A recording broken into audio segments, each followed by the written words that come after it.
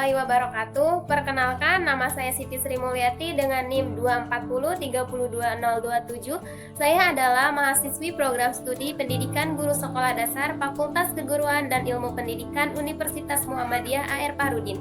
Video ini saya buat untuk memenuhi tugas UAS mata kuliah belajar dan pembelajaran. Saya ucapkan terima kasih kepada Ibu Ilvi Intansari MPD selaku dosen pengampu mata kuliah ini karena telah memberikan pengarahan dan bimbingan kepada saya selama proses belajar. Pada kesempatan kali ini saya akan membahas tentang teori belajar kognitistik dalam konteks pembelajaran di SD. Pada video ini kita akan membahas yang pertama adalah penjelasan teori belajar kognitistik, yang kedua observasi masalah pembelajaran yang terjadi pada sekolah dasar, yang ketiga yaitu analisis teori dan solusi yang saya berikan kepada sekolah, yang terakhir adalah penutup. Mari teman-teman kita bahas satu-satu. Teori belajar kognitistik adalah teori belajar yang menjelaskan bahwa belajar adalah proses mental aktif di mana siswa memperoleh, memproses, menyimpan, dan menggunakan informasi. Pada teori kognitistik ini berbeda dengan teori behavioristik di mana siswa bukan hanya penerima pasif, tetapi siswa aktif membangun pengetahuan dalam pemikirannya. Para ahli teori belajar kognitistik yang pertama ada Jean Piaget. Dia menjelaskan bahwa teori kognitistik adalah tahap operasional konkret di mana pengetahuan dibangun melalui asimilasi dan akomodasi, atau bisa disebut dengan belajar lebih baik jika diberikan stimulus yang melibatkan aktivitas langsung. Yang kedua ada Jeremy Branner. Belajar efektif menurutnya yaitu dengan scaffolding. Scaffolding adalah bantuan bertahap dari guru agar siswa dapat mencapai pemahaman yang lebih tinggi.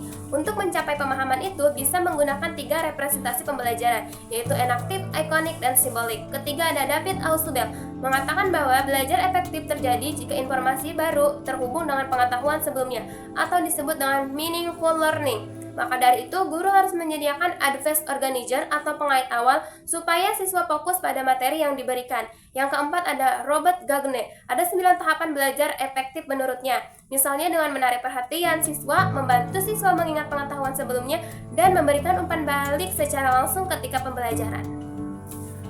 Prinsip utama belajar kognitistik. Yang pertama, belajar aktif. Siswa mampu membangun pengetahuannya sendiri.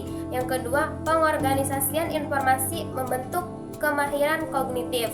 Yang ketiga, asimilasi dan akomodasi menyesuaikan pengetahuan baru. Yang keempat, motivasi intrinsik mendorong belajar dari dalam diri siswa.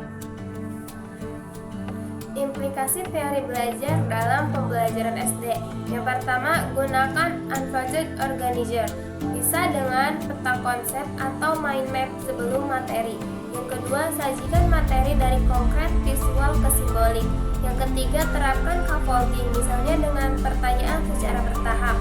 4. Gunakan reward untuk penghargaan untuk memotivasi. 5. Ikuti tahapan Gagne, yaitu dengan tarik perhatian, ulangi, presentasi, praktek, umpan balik, evaluasi, dan review. Saya melakukan observasi di sekolah AB. Nama sekolah saya samarkan di kelas 4C. Pada saat observasi, saya tidak sempat melihat bagaimana guru menyampaikan materi, karena saat saya datang, siswa sedang menunggu guru untuk memberikan soal UAS. Oleh karena itu, saya diberi kesempatan untuk langsung berinteraksi dengan anak-anak di kelas untuk mengetahui permasalahan apa saja yang mereka alami saat pembelajaran. Saat saya berinteraksi dengan mereka, yang pertama kelas itu cukup tampak kondusif dengan suasana yang santai. Anak-anak juga terlihat senang dengan kehadiran saya.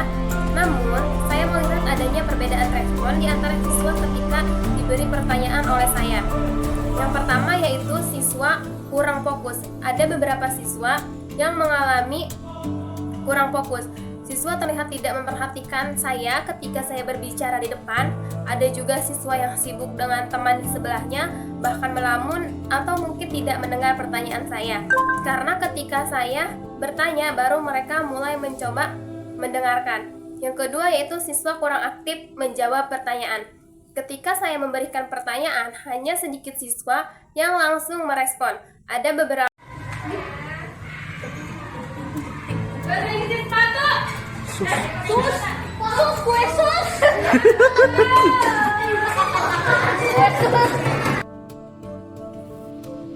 Untuk mengatasi hal ini, saya memberikan stimulus berupa pertanyaan bahasa Inggris kepada seluruh siswa di dalam kelas. Sebelum memberikan pertanyaan kepada siswa, saya sudah bertanya kepada siswa apakah mereka sudah belajar kosakata bahasa Inggris dan mereka menjawab ya. Maka dari itu saya memberikan pertanyaan bahasa Inggris kepada siswa dan siswa yang mampu menjawab dengan cepat dan benar diberikan reward sebagai bentuk motivasi.